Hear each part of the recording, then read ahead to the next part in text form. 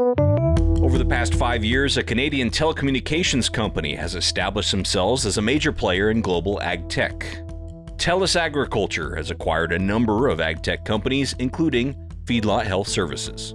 A group of individuals who are very focused on beef production, so we just saw a path forward that we were pretty excited about. So when a telecom company knocks on the door and wants to learn more about us, that was a little confusing for a while. That's Tye Perrett, General Manager of Services and Pharmaceutical Supply at what is now Feedlot Health by Telus Agriculture and Consumer Goods. They're one piece of Telus's overall strategy to optimize the food value chain through connected data from farm to fork. If we collect data up and down the value chain, in crop agriculture, in our case in animal agriculture, specifically beef cattle, how can we create a system by which that data can get shared? And then how do we unlock value that currently is difficult to unlock because we have data in various silos? It's an ambitious vision, but Telus likely has both the resources and the patience to see it come to fruition. If someone's going to get it done, it's going to be a company like Telus, which understands data and has the wherewithal from a capital point of view to tackle a significant project. Tye Perrett of Feedlot Health by Telus Agriculture joins me on today's Future of Agriculture podcast. Hello, fellow Ag nerd. Thank you so much for joining me for another episode of the Future of Agriculture. My name is Tim Hamrich, and every week you and I get to hear from the founders, farmers, innovators, and investors, the people shaping the future of the ag industry. And before we dive into today's episode, I want to take just a moment to thank our quarterly presenting sponsor, which this quarter is Calgary Economic Development. Now, what makes Calgary, Alberta, the engine of Canada's agriculture industry? With direct access to a strong agricultural base, Calgary is a well-connected region with collaboration across geographic areas, industries, and research and training institutions. Calgary has experts in all things ag, including primary production, crop science, protein development, ag and food tech innovation, and animal health, which we're going to talk about specifically here today. It's also a hub for controlled environment agriculture, energy transition opportunities, and value-added food and beverage processing. Calgary is a hotspot for agri-food production and technology development, which is why multinational agribusiness leaders call the city home.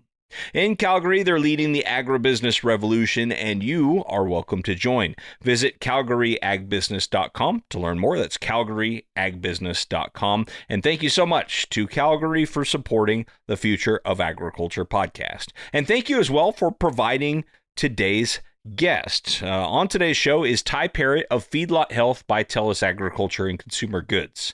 Tye and I have a great conversation about what Feedlot Health is doing, both before and after the acquisition by Telus.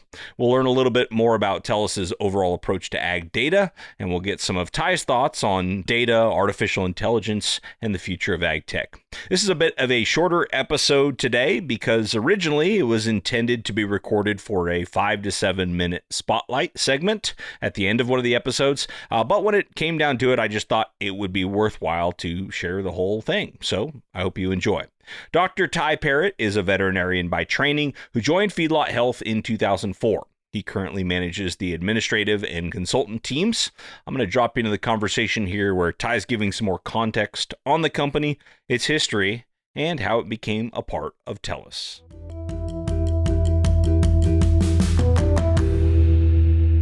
So the company started in 1983. Our founder, Dr. Key Jim, graduated from vet school with at that time was a new concept of focusing his services with feedlot operations here in this part of the world around Okotoks, Strathmore, which is where kind of the feedlot world was beginning to grow in that time here in Western Canada. He came with a new idea of using data and using that data to help clients make better decisions relative to the health of their animals. So it's one of those stories. It started in Key's basement and grew from there over time to, kind of what we have today, where we provide animal health and production consulting services to feedlot operations and calf grower operations all over Canada, US, Mexico, and other locations internationally. The company was acquired by Telus Agriculture in November of 2020. And from the beginnings in 1983 to now, or till we joined Telus Agriculture, it went from a one-person shop to where we have approximately 50 consultants, which would be veterinarians or PhD animal scientists, and a number of other people that allow us to service our clients every day. So we have about 108 full-time equivalents as part of our team.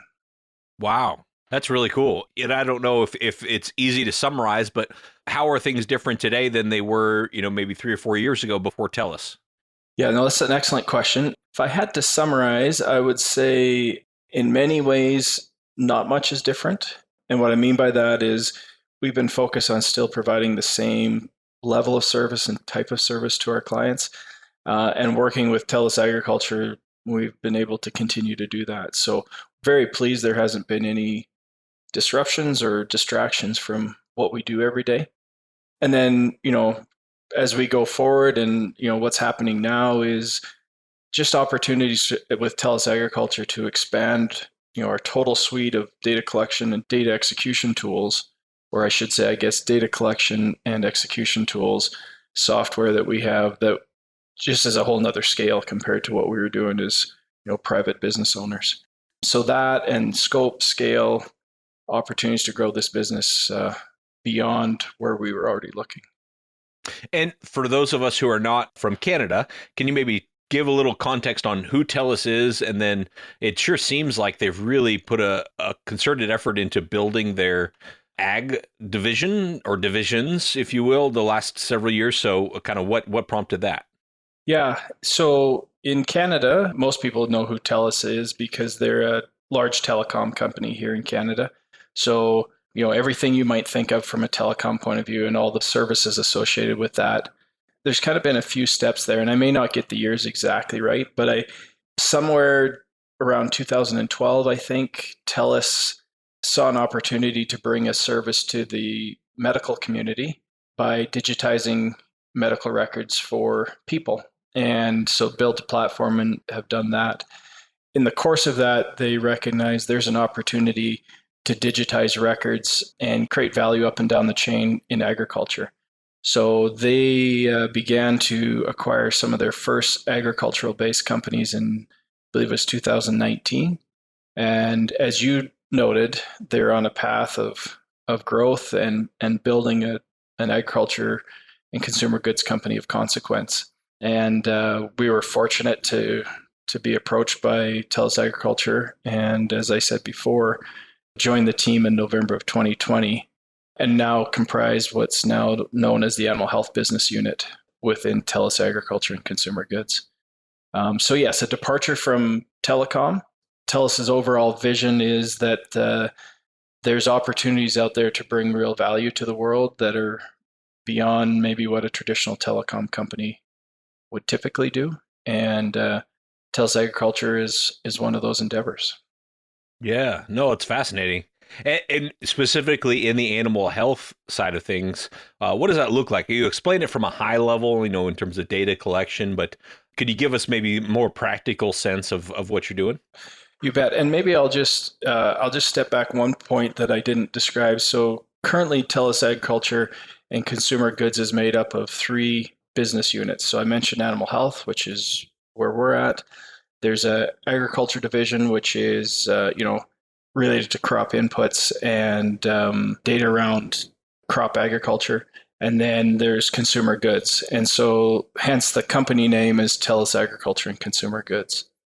To your question, Tim, the animal health division, or what we do every day, is we're a group of veterinarians and PhD animal scientists that provide a consulting service to beef feedlot operations, or what we call calf grower operations, which are a component of the industry where the male animals from the dairy industry enter the beef production chain. So we work for kind of both components there.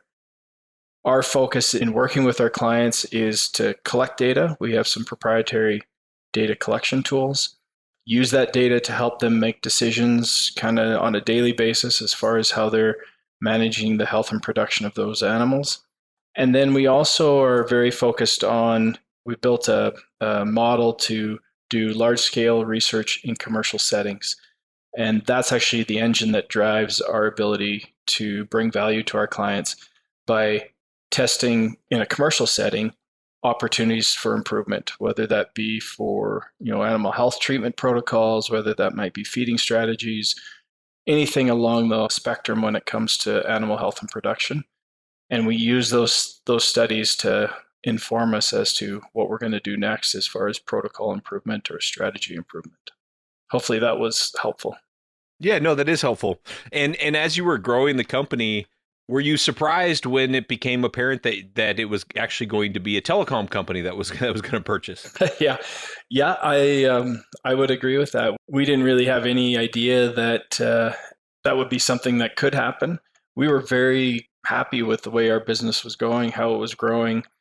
Our team members were very fortunate to have a group of individuals who are very focused on beef production and bringing value to clients, and really fortunate to have a group of people like that. And so we just saw a path forward that we were pretty excited about. So when a telecom company knocks on the door and wants to learn more about us, that was a little confusing for a while. I bet. And let's maybe shift gears just a little bit and look at the future here. Obviously, it was a good arrangement for you, and you're still able to kind of continue to carry out this mission that it sounds like you started with from day one, and help those same types of producers. Where do you see more opportunities, in your purview for producers to utilize data to unlock more value? Yeah, I think there's a few buckets there. One is what we've been doing for 40 years now. I haven't been, but I joined the company in 2004. But from when Key started the company in 83, the approach is the same relative to utilizing data to make decisions. So that's a pretty broad term, but we still are very focused on that from a day-to-day ongoing point of view.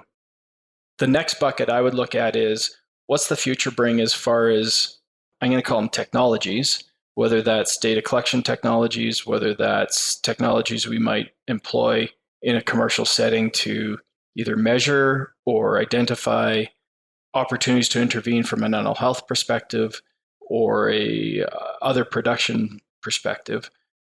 There's just lots of interesting stuff coming there. And I think it's going to be thrilling to see which one of these new technologies that's coming can we actually apply in a commercial setting, and what's the value it brings to a commercial feedlot operator.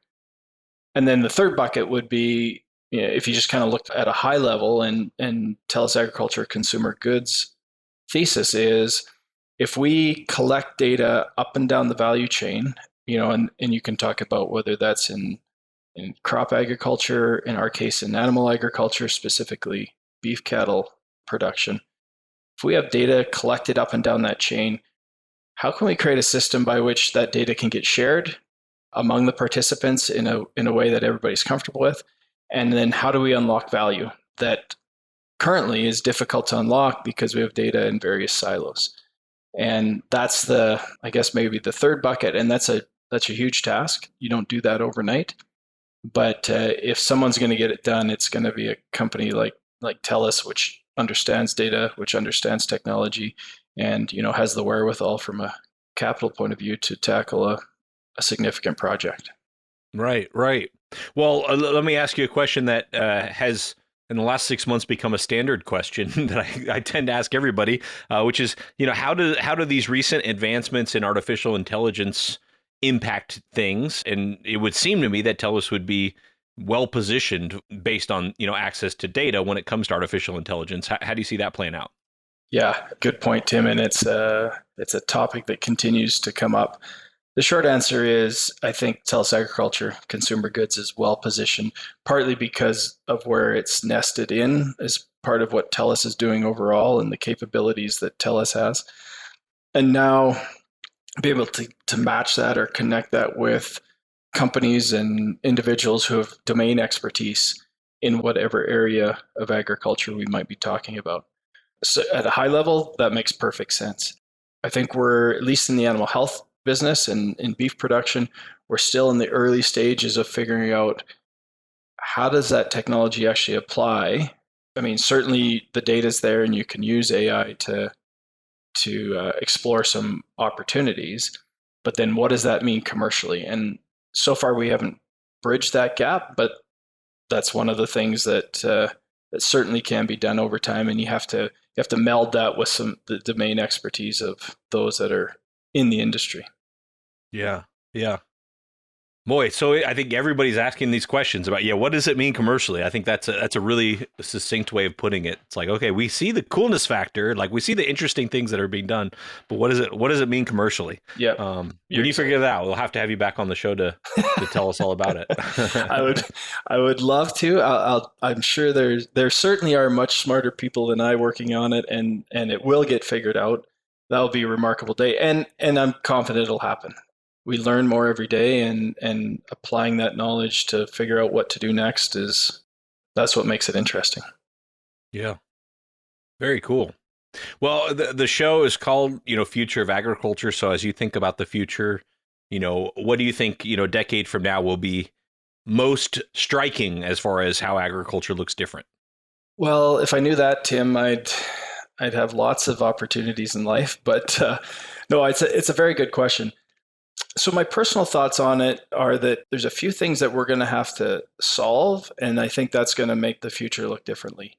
One of those is trying to figure out how we're going to use technology, and I use that in a broad sense, to facilitate procedures that need to happen at commercial feedlots. Finding individuals who have the interest and expertise to work in agriculture are more and more difficult. And finding those individuals and attracting them to rural parts of Canada or North America is increasingly difficult.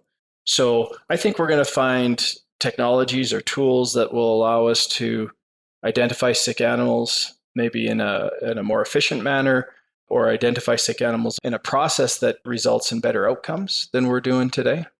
I think we're also going to see technologies that allow us to focus increasingly on bringing more value to the end user as far as, consumers of our products, as we connect data up and down the chain, like I talked before, so that people understand where their food's coming from, the value that they get from that, and increase the comfort level that individuals have in animal agriculture. As we have family farms, family operations that are very invested in what they do, and very invested in making sure the consumer gets what they need.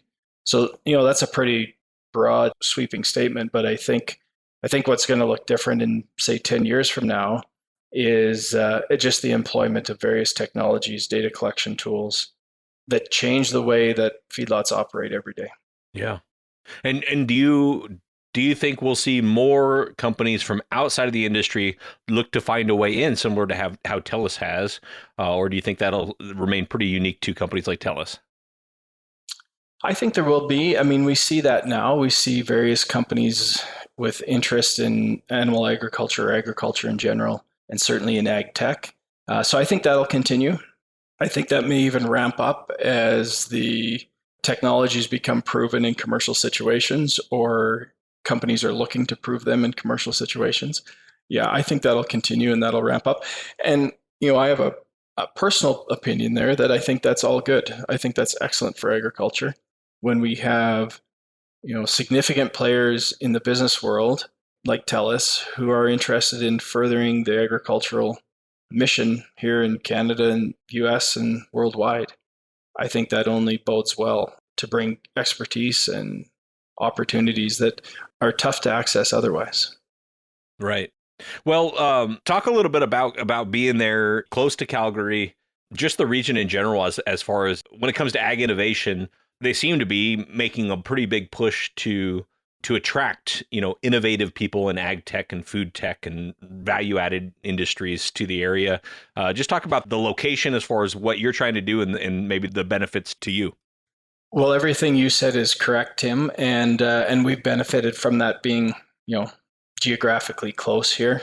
A few things that have been really beneficial for our business and for our clients is that this is an excellent part of the world, along with some others, but this is an excellent part of the world in the kind of south of Calgary and in other parts of Alberta, Western Canada, for beef production.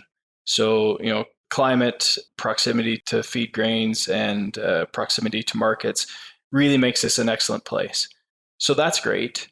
The other thing that being close to Calgary does is it provides a pool of individuals that you might not be able to attract otherwise to come work in agriculture. You can be part of a significant agricultural enterprise, whether that be commercial feedlot or any agricultural enterprise, and not have to be remotely rural. Not that there's anything wrong with remotely rural, but it doesn't appeal to everybody. And so I know in our business, we've been fortunate to have individuals that want to be part of agriculture, that want to work for a company like ours, and yet are still able to either be very close to Calgary or even live in Calgary and commute to our office, which is 15 minutes south of Calgary. So there's some real benefits there.